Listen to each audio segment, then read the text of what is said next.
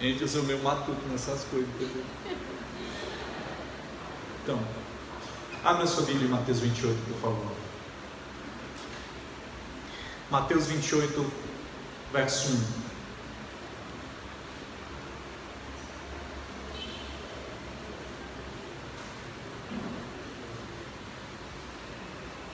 Evangelho de Mateus, capítulo 28, versículo 1. Amém?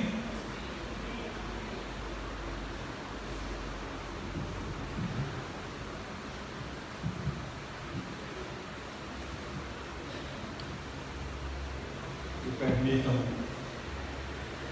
Vou voltar. Voltei.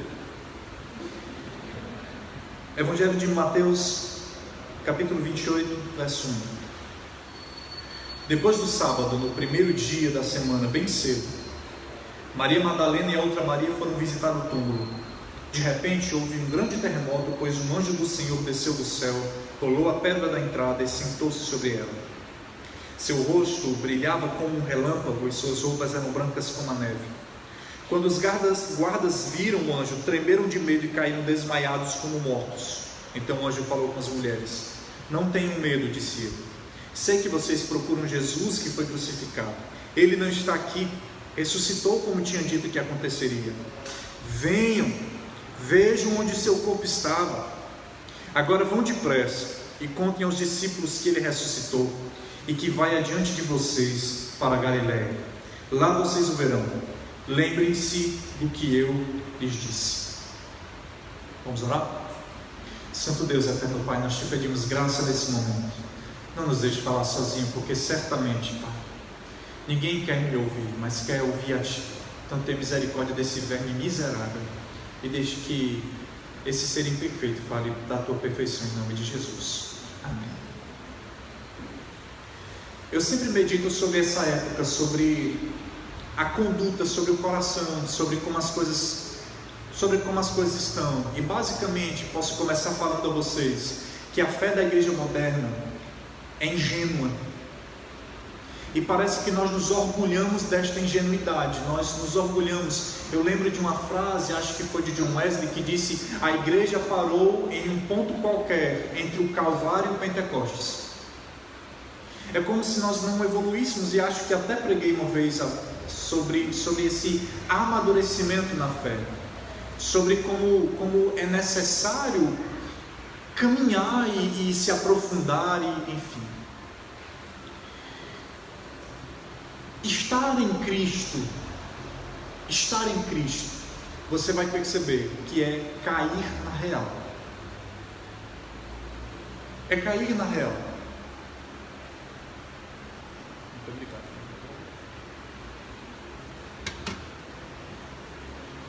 Estar em Cristo é cair na real. É ser dimensionado a uma realidade brutal de coisas que estão escondidas em seu próprio coração. O que é que Mateus 28 tem a ver com isso?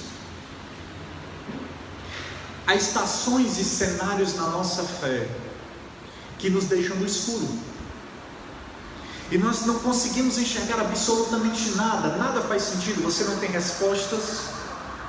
Você começa a se questionar se o evangelho que você está vivendo é de fato o evangelho, se Deus está esquecido de você. Nós até começamos a entrar em ruptura com o próprio Deus, sim ou não? Nós temos uma época que, porque aprendeu, ouviu de um evangelho e volta à fala do palhano, estava só dando graças a Deus. Deus tem princípios e Deus não muda, Deus não se submete à nossa vontade, Deus não se reduz às nossas angústias, Deus não se reduz para caber no nosso mundo, para entrar na nossa caixa, para ser formatado. Deus não faz isso.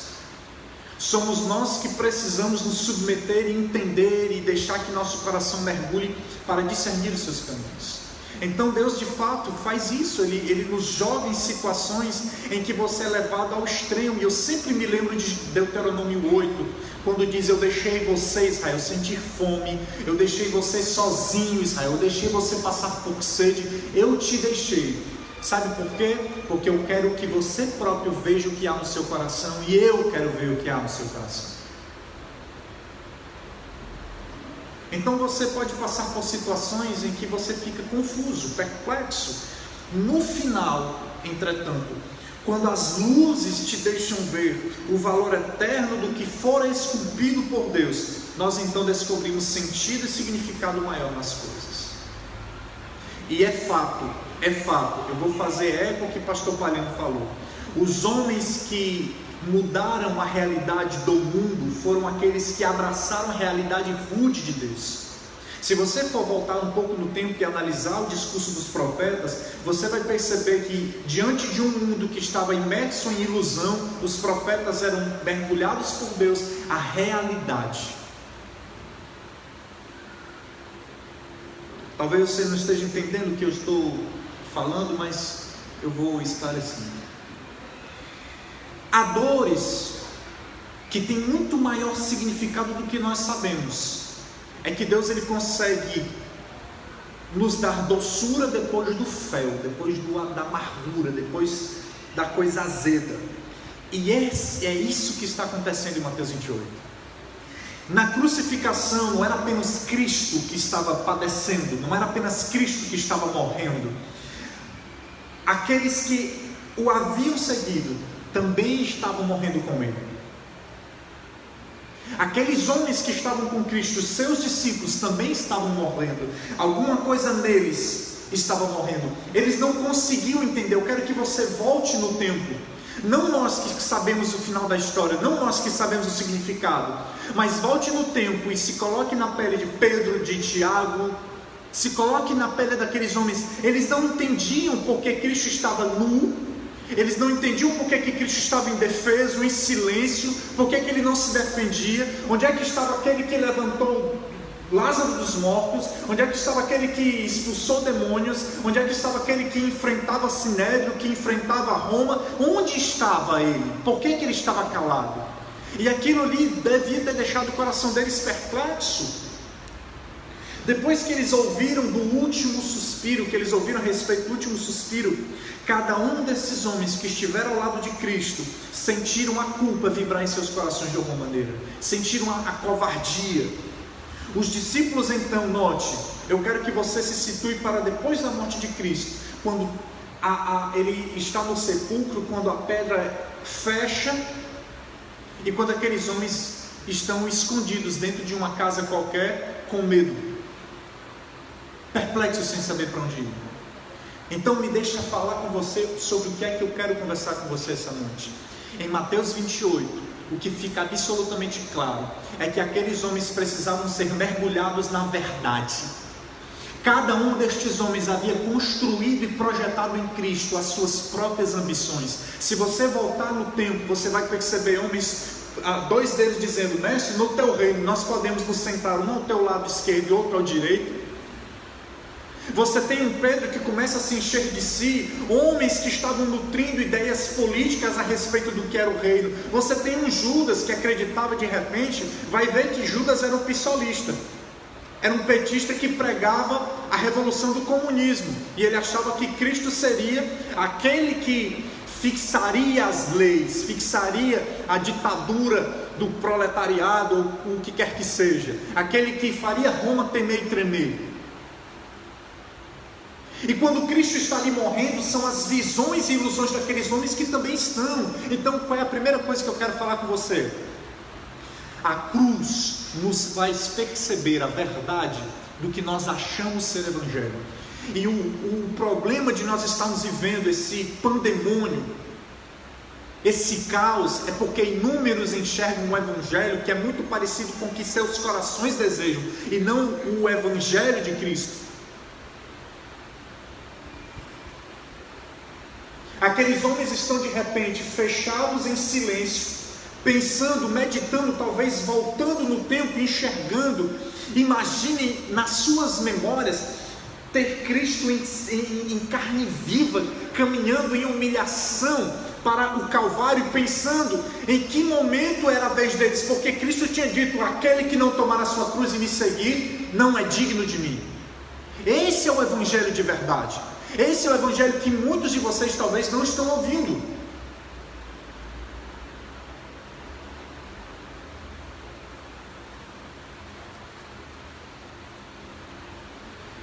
eu fui perceber depois de muito tempo que você pode confundir o reino de Deus com o seu.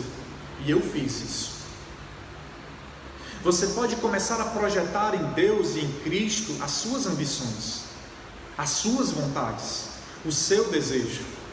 E sabe qual é o destino daqueles que acabam jogando para Cristo as suas ambições? Frustração.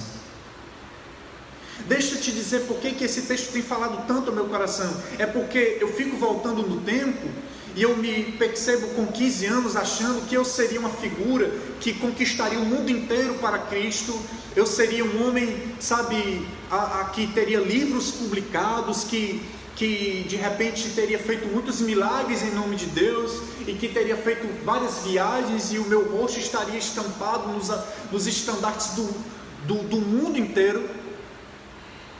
E o que eu recebi foi justamente o oposto. Eu achava que não, é essa mulher com quem eu vou passar o resto da vida, e as coisas vão justamente do jeito oposto. Você começa a fazer o seu castelo de areia, e você fica dizendo: Deus, o que está acontecendo? É como esses discípulos talvez estavam. O que está acontecendo? O reino. Por que Jesus não desce dessa cruz? Porque a versão de reino que aqueles homens estavam acreditando não era de Cristo. E note, eram caras que viram ele submeter demônios.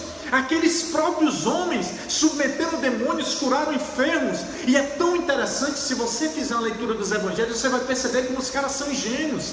Tem momentos em que Jesus olha e diz assim: até quando eu vou aguentar essa geração? Até quando eu vou suportar vocês? Com essa infantilidade, com essa besteira. Vocês estão discutindo quem é o maior no reino. Aí Jesus vai, toma. O maior é o menor, tem que servir. A lógica do reino é diferente. E os caras não ouviam isso. Assim como nós também não. E eu fico me perguntando se no seu coração você também não tem nutrido frustrações com Deus, que na verdade não é com Deus coisa nenhuma, é com aquilo que você achou que Deus tinha de fazer. E eu volto aqui para Leandro falou, Deus tem regras, princípios, Ele não se reduz a nada. Mateus 28 é o lenho cruento, é a face tenebrosa da cruz, de me mostrar o que eu não quero ver, a força. Entenda isso, quando você estiver em Cristo, Ele vai mostrar o que há no seu coração, a força. Você vai ser subjugado.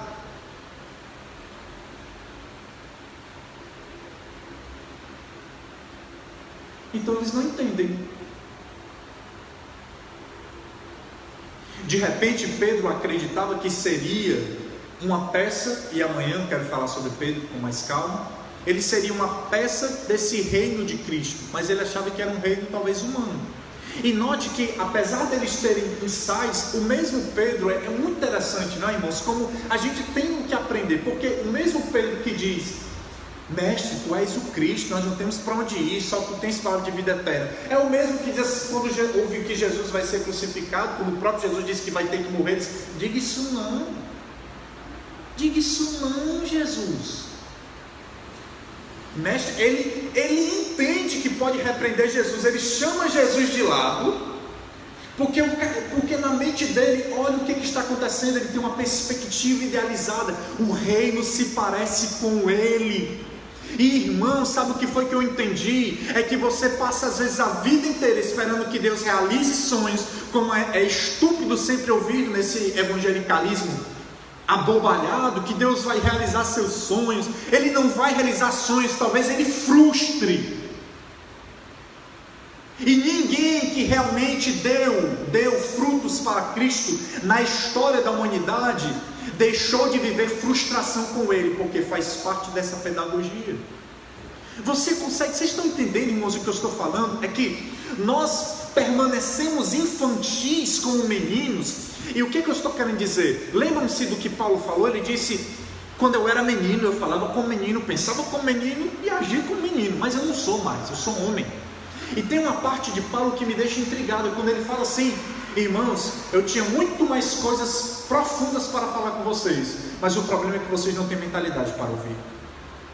E eu fico me perguntando, cara, o que é que será que Paulo tinha para dizer sobre o Evangelho, essa versão avançada do discipulado, que ele não falou? Então o que acontece? Enquanto você estiver abraçado com a sua versão do reino de Deus, enquanto você não estiver dedicado e fundamentado definitivamente na palavra dele, você vai viver ciclos de frustração em N aspectos da sua história. Enquanto você não abraça a cruz é vazio. A Escritura é clara quando diz: se o próprio Cristo, que é Deus, não se julgou, antes se tornou como servo, você também deve fazer isso. Mas para esse evangelho do momento, diluído, para que o homem moderno, pós-moderno o abrace, ele jamais vai entender o que é caminhar e fazer coisas significativas para Deus. Eu estava falando com Carolina, e acho que o pastor Palhano também sente, parece que essa safra é mais débil, é mais frouxa, é mais problemática, é mais dedicada a si própria. Para os discípulos se tornarem os homens que seriam o alicerce da igreja, as ilusões deles precisavam morrer. E eu preciso confessar diante de vocês, eu passei muito tempo na vida construindo o meu castelinho de areia e dizendo: isso é de Deus. E as pessoas diziam: ó, que homem de Deus, olha o tamanho dos sonhos dele. E quem foi que disse que eu perguntei se eram os dele? Eu já fui aplaudido várias vezes por alguns de vocês. E sabe o que foi que eu descobri? Sabe o que foi que eu entendi? Que por muito tempo, o que eu queria era o meu próprio reino. E como foi doloroso perceber isso.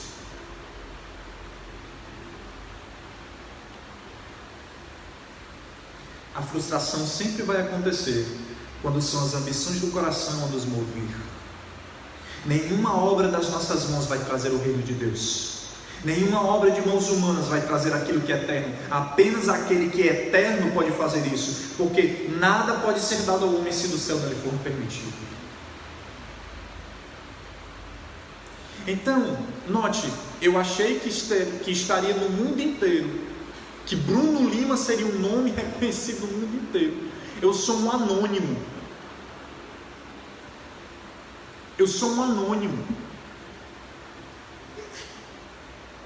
Ninguém sabe quem eu sou.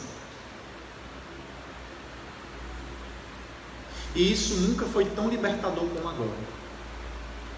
Porque finalmente eu estou dizendo: ok, Deus, mostre-me o que é a sua vontade. As ilusões acabam. Mateus 28 decreta o fim das ilusões. Aqueles homens não estavam prontos. E é interessante, quando você nutre a sua própria versão do reino, escute isso que eu estou lhe dizendo.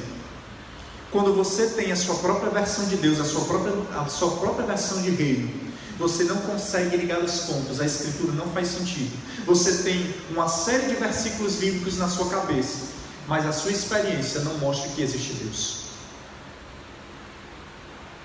Entendeu? Qual é o primeiro marco? Eles são jogados na cruz. E é tão interessante quando a profecia diz que Jesus é o martelo que esmiuça a penha, e que quem caísse sobre ele seria despedaçado.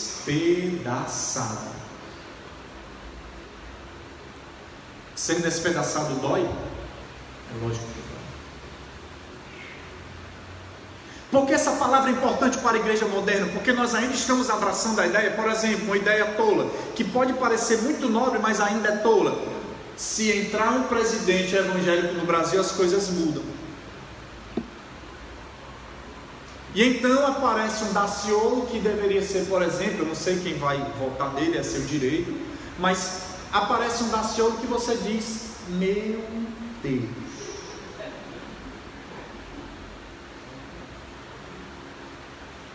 Não fala coisa com coisa, mas diz em nome de Jesus, para a glória de Deus. E você tem vergonha, sabe por quê? Porque a ideia que o mundo faz da obra de Deus é essa. Ninguém fala mais, ninguém sabe quem é Abraham Kuyper, ninguém sabe do legado de John Calvino para a educação, nem que o pai da didática moderna foi um cristão, Comênios. Vocês estão entendendo, queridos? Antes de frutificar para o reino, eu tenho que morrer nas minhas ilusões. O meu projeto de poder precisa cair. Quando você segue a Cristo, o que você tem que aprender é que não é o que Ele vai dar a você.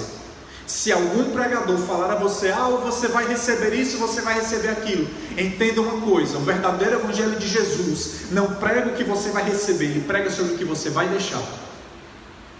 Amém? Então, manipulações, eu entendi, manipulações não podem atrair a glória de Deus. Multidões ou um império não significam favor de Deus. Não se pode estender a mão para acudir a arca como fez Uzá. Lembra? A arca da glória de Deus não pode ser manipulada por homem nenhum. Eu preciso, pastor Palhano, jogar com as regras dele. Se eu sou pastor, eu tenho que jogar com as regras dele. Se eu sou ovelha, eu tenho que jogar com as regras dele. Se eu sou marido, eu tenho que jogar com as regras dele. Eu tenho aprendido isso, eu sou marido. E eu imaginei que eu seria o homem ideal. Nossa, não, esse é o homem ideal. Uma mulher dessa tem que se ajoelhar, dar graças a Deus. E o que se mostrou foi uma série de fraquezas minhas. É por isso, o que é que está acontecendo na cruz, Carolina? É a prática daquela palavra que Jesus disse: conhecereis a verdade vos libertará.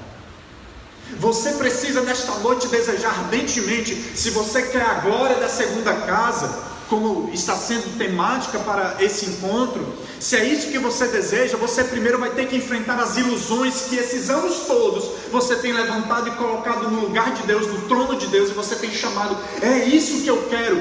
Quando Cristo morre, é um ídolo também, por incrível que possa parecer. Jesus talvez, ele era um personagem na mente de alguns daqueles homens, e é por isso que homens como Judas ficam tão amargurados, porque o ídolo cai. Ele não estava vendo Jesus, ele estava vendo o que ele queria que Jesus fosse. Eu não posso achar que um coração que está cheio de si vai ser cheio de Deus. Deus ainda precisa de homens sem forma e vazio para fazer a sua vontade. É por isso que muitos de nós não avançam na fé com Deus, porque Ele ainda sustenta a sua ingenuidade de criança. Sabe quando é teimoso? E teimosamente fica sustentando, vai ser assim. Irmãos, quantas vezes nós somos teimosos e resistimos àquilo que é vontade de Deus? É interessantíssimo. Paulo tentou fazer isso com Deus, e Deus diz assim: Paulo, dura coisa é para ti recalcitrar contra os aguilhões.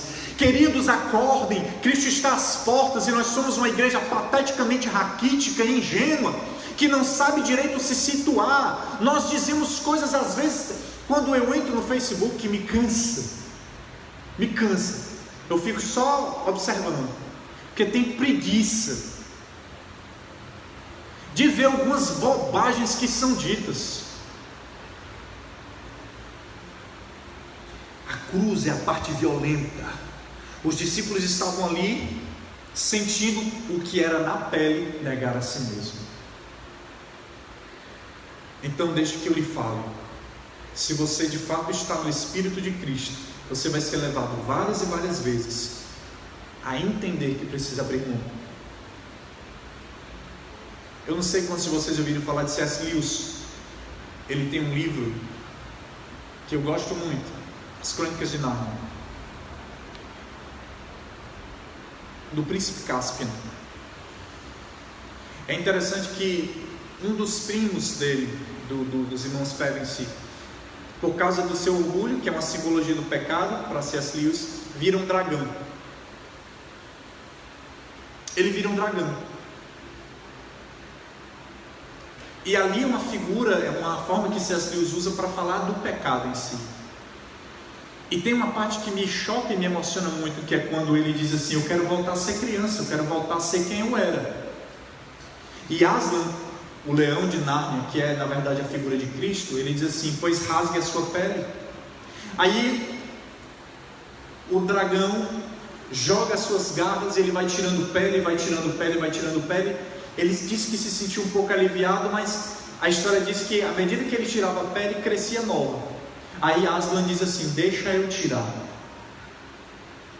A história diz que Aslan subiu nas costas do leão, do dragão, e mostrou as garras e começou a ferir. E ele diz que a dor era terrível, mas ao mesmo tempo ele se sentia alegre, porque ele sentia os pedaços dele sendo destroçados pelas garras do leão. Até que Depois que ele terminou, ele tinha voltado a ser quem era. Vocês estão entendendo o que está acontecendo com aqueles discípulos? Os caras estão fechados dentro de uma casa, com medo de a qualquer momento a porta ser arrombada e eles serem colocados em uma cruz para morrer como Cristo. A garra do leão está rasgando eles. E eu preciso, como você precisa, ainda nesta noite dizer: rasga-me. Talvez você vai precisar fazer o caminho de volta. Talvez você vai precisar pedir perdão a quem você não pedia. Talvez você vai ter que tomar decisões muito difíceis e delicadas e abrir mão de coisas que vão parecer estúpidas para o mundo, mas que ou você faz isso ou você não tem parte com o reino. Vocês estão entendendo até o momento, queridos?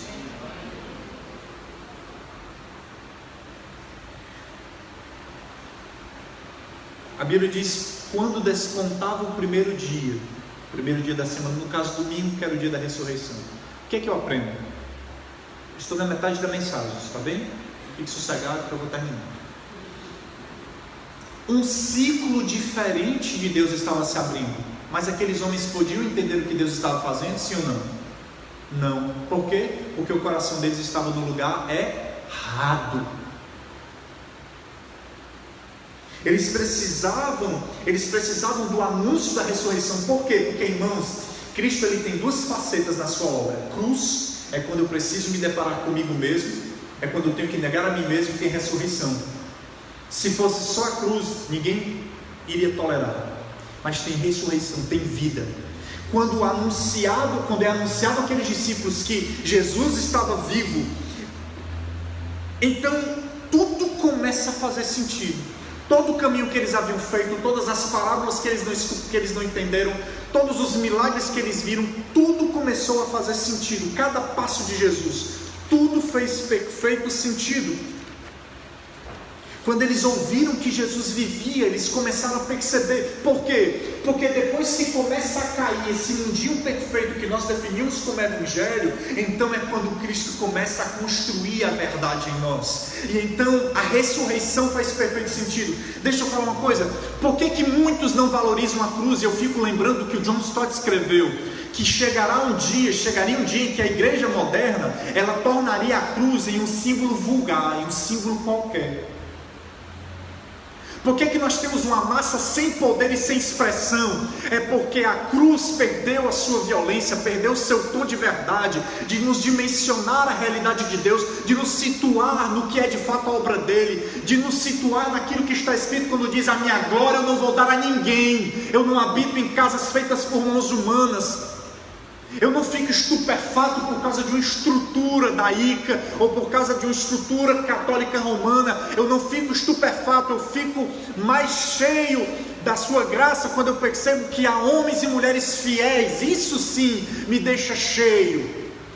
Eu não vibro mais pelas coisas tolas, eu vibro pelas coisas que alegram o coração dele. E isso é difícil. É você estar dentro de uma universidade, ter a coragem de levantar a bandeira do Evangelho, mesmo sabendo que você vai ser massacrado.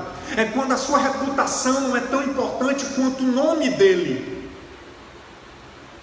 É uma morte que todos vocês estão convidados e ordenados a viver. Foi anunciada na cruz. Quando Jesus ele morreu, quando Jesus fez o que ele fez, ele disse para todos nós que não haveria ninguém que pudesse escapar do mesmo martírio dele.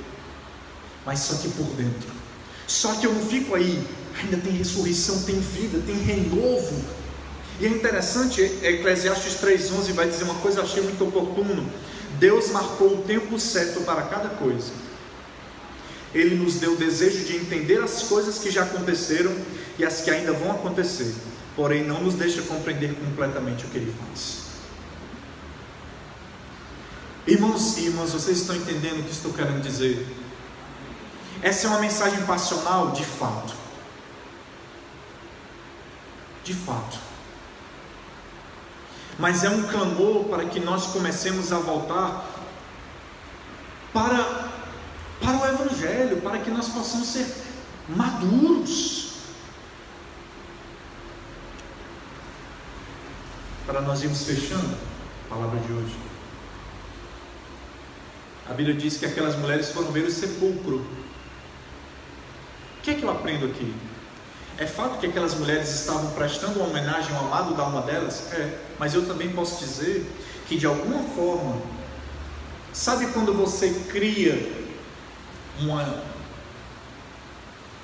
você idealiza, você tem expectativas a respeito de alguém, a respeito de alguma coisa, a respeito da vida, você espera um resultado, você achava que deveria estar de um jeito e a realidade se mostra, você está sozinho, está preso, você vai ficar no sepulcro idolatrando.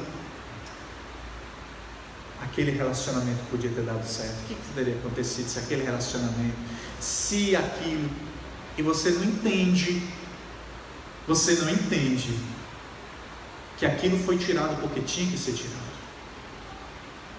Aquilo morreu porque tinha que morrer. Bruno, mas isso é muito complicado, até as minhas tragédias, de alguma maneira, de uma forma que eu e você não entendemos, até as tragédias não escapam ao domínio de um Deus soberano.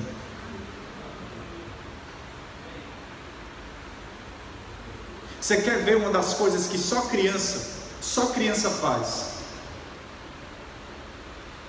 Criança, ela quer saber, ela quer que você explique uma coisa para ela, que você tem certeza que ela não vai entender. É interessante, eu estou com meu filho de 9 meses, e eu estava dizendo para a Deise e para a Carol, que foram me buscar no aeroporto, que ele é muito parecido com a mãe, graças a Deus, mas tem o meu temperamento, o que é ruim, o que é péssimo. E é interessante que quando ele quer uma coisa que eu não pode, tiro da mão dele, e não importa o quanto eu explique, ele não entende por que a vontade dele foi frustrada. A coisa, sabe, o que é que ele não aprendeu ainda? Ele não caiu na real. É a mesma coisa com Deus, nós precisamos cair na real para começar a servi-lo. Escreva isso, para você começar a servi-lo, você primeiro tem que cair na real. A verdade tem que ultrapassar você. Despir-se implica na morte de muitas coisas, em deixar ir tudo aquilo que você construiu, aquilo que você chamou de obra de Deus. Irmãos, eu tenho uma pergunta. A Bíblia nos diz que no final dos dias, quando Jesus vier buscar a sua igreja, nós crentes seremos julgados. A Bíblia diz isso. Diferente dos ímpios. Os ímpios serão julgados para a morte eterna. Mas os cristãos, a Bíblia diz, eles também vão ser julgados. E a Bíblia diz que as minhas obras e as suas obras vão ser jogadas no fogo da verdade de Deus. E aquele fogo vai mostrar com qual intenção eu fiz aquilo. E eu fico já com medo e com vergonha quando eu penso que quando aquela chama passar por algumas das obras que eu fiz, ela vai mostrar que na verdade eu não estava interessado na glória de Deus coisíssima nenhuma, era apenas porque eu amava o aplauso. E eu fico pensando sobre as suas obras também. O que é que vai acontecer com aquilo que você acha que é, como é piedoso, como é cheia de Deus? A verdade do seu coração vai ser mostrada. A ressurreição, ela vai me colocando em uma outra dimensão. É que se o grão de trigo morre, agora na ressurreição ele gera vida. E aí tem duas coisas que eu quero terminar essa primeira mensagem, para amanhã a gente continuar. É que a Bíblia diz, o anjo diz assim, como ele havia dito, a partir de Jesus, não é o evangelho que você acha, é o que está escrito. Não é o que eu quero, é o que está escrito. Eu não sou mais alguém com vontade, ele tem vontade e eu a sigo. Eu fui perceber depois de um tempo que líder, que ministro do evangelho não é aquele que constrange os outros a lhe seguir, é aquele que melhor sabe como seguir a Jesus e mostrar aos outros como seguir Jesus através de sua vida. E então a gente vê, e de dizer que ressuscitou, o que é isso? Aqui começa a verdadeiro significado de missões. É que você tem pessoas como esses discípulos que passaram pela morte de Jesus de alguma maneira, então eles recebem as boas novas de que ele ressuscitou, eles então são redimensionados e devolvidos a um coração diferente. Agora eles estão vazios e estão prontos para anunciar a verdadeira mensagem. Você só vai viver o verdadeiro Evangelho quando você cair em si, e só o Espírito Santo, à luz da sua palavra, pode fazer isso. E a essência do cristianismo é seguir a Cristo Jesus, a dependência de Cristo Jesus. Não confie em si mesmo. Que Deus possa aplicar a sua palavra e nos mostrar ainda hoje onde nós estamos projetando nele as nossas próprias fantasias e idealizações, para que Ele possa decretar a morte disso também, como Ele falou para a igreja de Sardes: Sardes, tu tem nome de quem vive, mas você está morta, termina de fazer morrer o que falta. E sabe o que é? É meu e seu papel fazer morrer isso. Está lá em Colossenses 3. O pecado não tem mais poder sobre nós, por causa do que Cristo fez na cruz, e é nosso papel fazer morrer essa natureza terrena. Vamos nos colocar de pé, em nome de Jesus.